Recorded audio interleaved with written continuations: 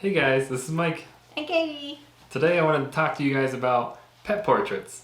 They're pretty cool and amazing looking. I gave them to Katie and I'm pretty sure she loved it. Best gift ever! So today I wanted to show you how to make one. There's many different websites you can go to that will make one and just make it for you. But I think it's better just to make it yourself, more personalized, and get what you really want out of it. It's pretty trendy right now. I think since Christmas is when like kind of blew up. A lot of different websites started up just to make these for people. And now it's Valentine's Day coming up soon. So this is the best time to make one for your loved one or a good friend. You could do it for an anniversary or a birthday, whatever you want to do, but Valentine's Day is also a great time. So I'll show you guys how to do it. Okay. Stay tuned. Okay guys, this is GIMP. This is what I use to make the pet portraits. Some people use Photoshop. It's pretty much the same thing, but for me, I think it's easier to use and it's free. So you can download it. I'll put a link in the description below so you can figure out where to get it.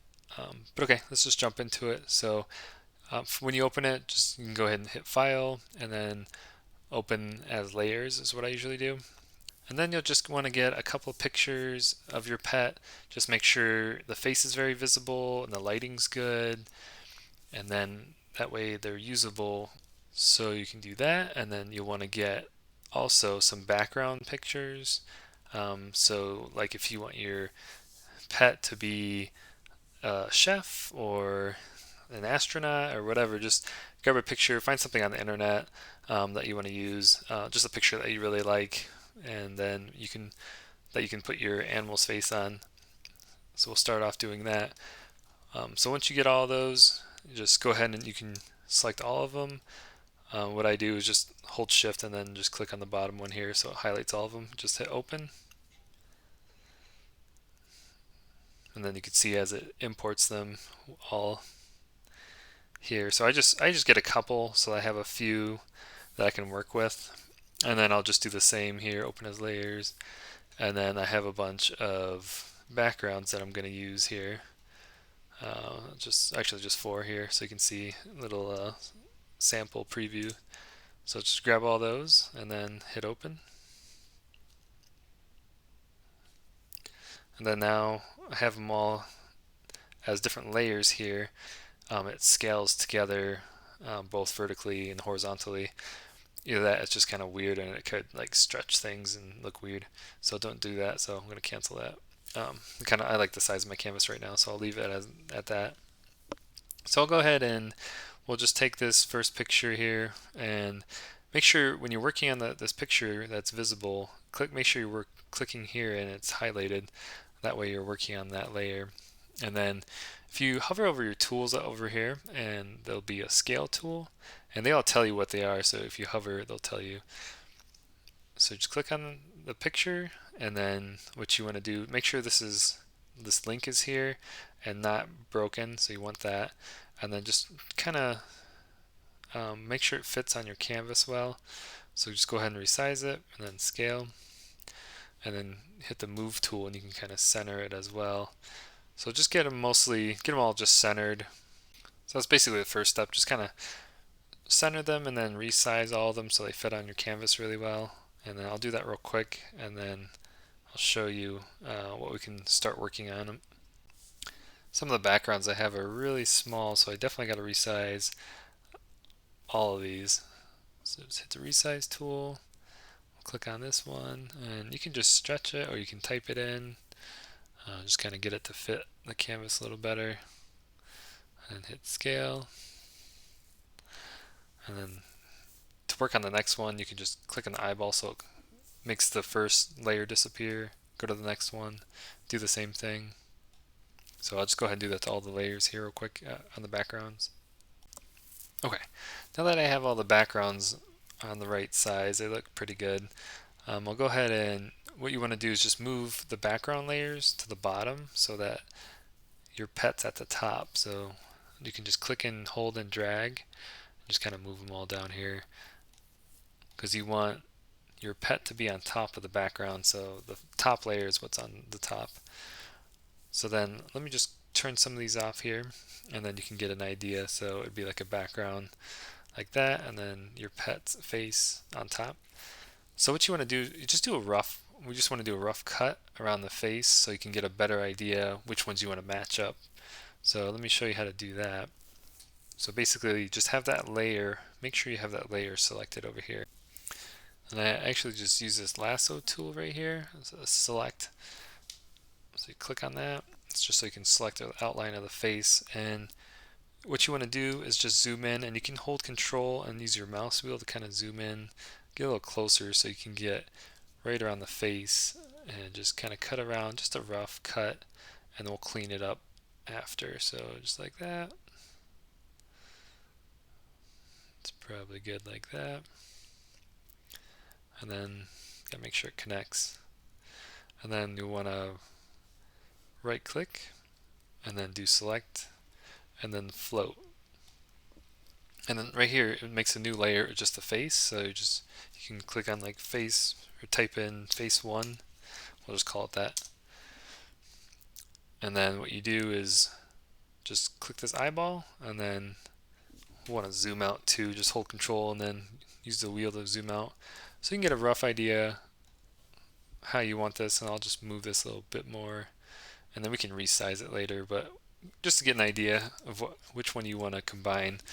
So I'll do all the other ones real quick, and then we'll just put them on, see which one we want to put it on. So you can put it like that, or maybe you want to put it on this picture. We'll have to move it a little bit, but or that picture, just to get an idea. And then when you figure out which one you really want to work on and that look good together, then we'll just focus on that. So this is the two that I really want to match up, and this is the ones that I did because I think they look pretty good together. So you just want to have the face on top of the background layer, and then just kind of position it to where you think it looks good, and then you can use the resizing tool. Remember, just hover over here. It's called scale tool, so hit that, and then click on the picture. Make sure the layer is selected. If you have the wrong layer selected, it won't work too well. So then just kind of shrink it down to where right about there where you think it's good. Let's move it a little more centered. Okay, and now we just got to clean up all this extra space. And the best way to do that is I like to use this little fuzzy select tool. It's got the little wand, and then you can just click here, and it kind of selects a whole continuous area that looks the same, and just hit the delete key, and you see how it kind of deletes all this extra stuff that you don't want. And you can kind of play around with that. If you click and hold, it kind of like selects more. So you go up and down to pick how much you want to get rid of. So just get rid of some of this. And you want to zoom in so you can get a little bit better at cleaning some of this up. You just click on that. And if you kind of mess up, it looks like I kind of messed this up. You can just hit Control Z to undo a couple times, undo there. And then you can click off here. Just kind of ooh. See, I got the wrong layer selected, so that's what happens. So click back on the face, and then click here, delete, delete some of this. You see it's starting to look better. And you can get rid of these like whiskers here. So you're going to want to use this erase tool here. Click on that. And you just want to make sure you have the right layer selected here. I have something selected here, so I'm just going to hit select. Don't select anything, so it removes that selection. And then now you should just be able to click and kind of clean up this extra garbage that you don't want and make it nice and clean how you want it. Clean up some on this side, and then you can just kind of play around with it until you can get what you want. And then you can flip back and forth between that and that fuzzy select tool and just kind of get like a little bit more of this, and just hit delete. Click here, delete, here, delete, until you think it looks good. You just want to get some of this here.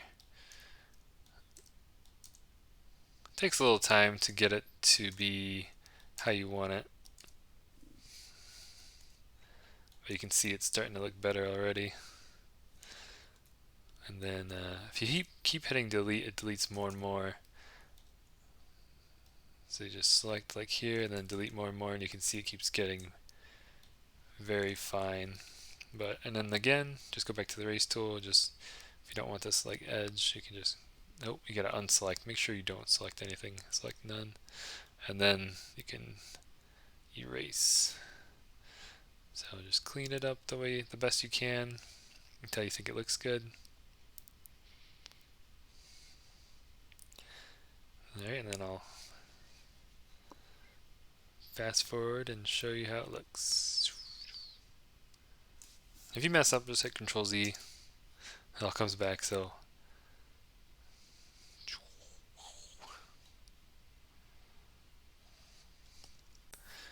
okay, so I'm just going to show you. I have a bunch of faces that I cleaned up, and you can kind of hide them and show them how you want. I'm just going to hide some of these, and then you got your different backgrounds, so you can just kind of see how they look.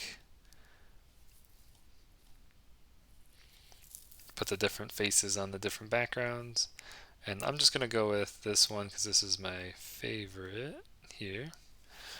And that's pretty much a finished product. I kind of just make sure it's positioned well, and you can resize it as needed. And then when you're done, you just hit File, Export As, and then you want a PNG, that's a picture. You can change it to JPEG if you want, it doesn't matter. And then just hit Export. I usually just accept the defaults, hit Export. And it takes a minute, but then that's it. And then it exports and turns into a picture for you. So then you can just get it printed out and put it in a frame. I got mine printed out on Amazon. You can also do it like Walmart, or I'm sure there's other places. But that's it. So I love the pet portrait that Mike made for me.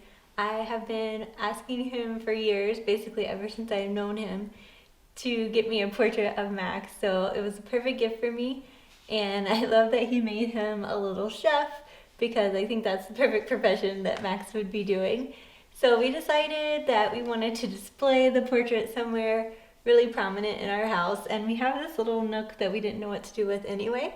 So we've got his beautiful portrait right here, as well as our little Max calendar that we keep here, and a little candle that one of our friends made for us. So it's almost like a little shrine to Max, so he'll always be remembered and forever, all eternity. So here we are with Max in his beautiful pet portrait with him. I think that he really likes it a lot. I think it portrays him very well. And you can see that it looks really the same as him. So we love it, and Max loves it. 2 thumbs up for Mike. Max, what do you think about your picture? Do you like it? You looking good? Okay guys, I hope you found this video useful, and now you can make pet portraits for all your friends and family, and they make good gifts, so it's gonna be real nice. Yep. Make sure to like this video and subscribe to our channel for more amazing videos like this one. See you next time!